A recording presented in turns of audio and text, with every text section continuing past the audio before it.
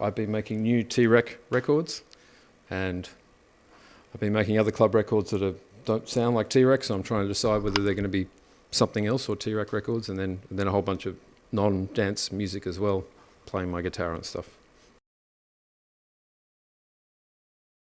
I've been building the setup that you will see after the interview that I just did. Is that confusing enough? I kind of been improvising live, sort of breakbeat and techno with a couple of newish toys, or toys that I've had for a while but I didn't really have my head around, so I've been trying to learn them like instruments. Failing dismally, but getting something out of it anyway. So.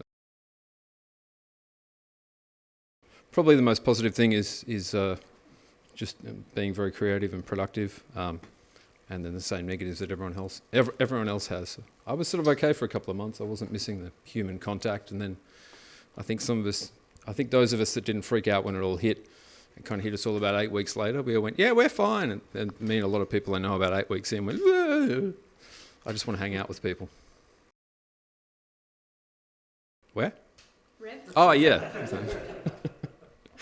I have, but I've been playing there for nearly 20 years, so it was kind of nice to take a break for a minute. But yes, now it's driving me nuts.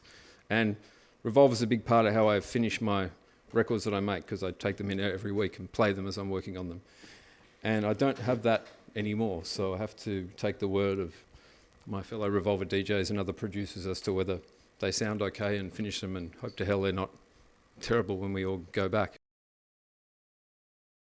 So I'm assuming that when they open there'll be a weekend, and it will be the first weekend, and that's equally terrifying and exhilarating. Terrifying until I get in the DJ booth, and then fun. So trying to make my way through that crowd. I did some bits and pieces sort of sets, like playing funk and hip hop between bands, but I clearly remember the first time I played the Back Room, and it was a club set, even though I'd done a few sets there and kind of worked in the building. It was a DJ named Viva L'Amour, who used to run the Saturday mornings. Is that right, Luke? She used to do the Saturday morning, like I think it was like 7 a.m. till 11 p.m. And Steve Bug was in town, and I'd made a record that was hugely kind of influential. You might even say ripped off a Steve Bug record. And my friend, James Cook, went and got Steve Bug to come up to me as I played. I didn't know Steve Bug was there. He was playing at Honky Tonks. And I played my first record, which was my new record that I was proud of. And I thought no one would know that I kind of pinched the idea off Steve Bug. And my friend James brought Steve Bug up to the booth as I was starting and introduced me to him.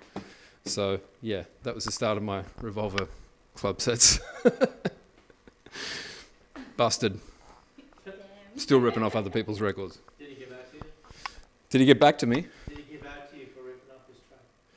No, I don't think he probably even heard it. I think he was confused as to why this weird little Australian man, this friend of mine, was sort of dragging him to the DJ booth.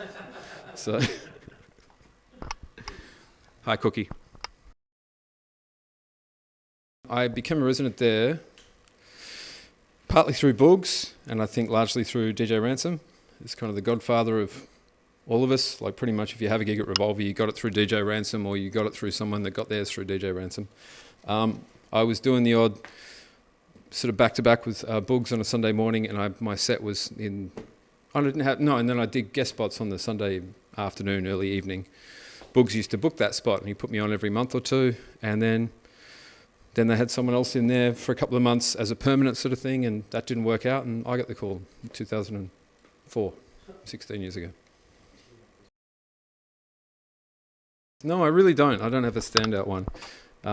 What I love about it is that I constantly go in there and try and just outdo myself for myself and hopefully for everyone else. So every time I have one of those real standout nights, like I remember Queen's birthday long weekend 2 years ago exactly, I think, was an absolute highlight for 6 months. But then within 6 months you have another one of those and it just sort of rolls over. And now I can't remember what the last one was, but that's what I love about Revolver, is every time you think you've had the most fun you can have there and the best set for yourself as far as how much fun you had, whether other people liked it or not, there's always a better one to be had around the corner. Drinking too much wine. I used to drink once a week, and now I have a couple of glasses of wine a night, so that and trying to walk and spending time with family out of town, just out of town in the forest, doing some work for family, chopping logs and being a lumberjack. Got a job that finally matches my wardrobe. Thanks for watching this. I'll put the audio up on my SoundCloud page. I have a radio show on Kiss FM. I'm doing lots of radio shows, putting out lots of T-Rek music. Find me on the internet and send me a note and I'll add you to things and you'll get annoying spam from me, which won't be annoying if you like my music. Whatever that means.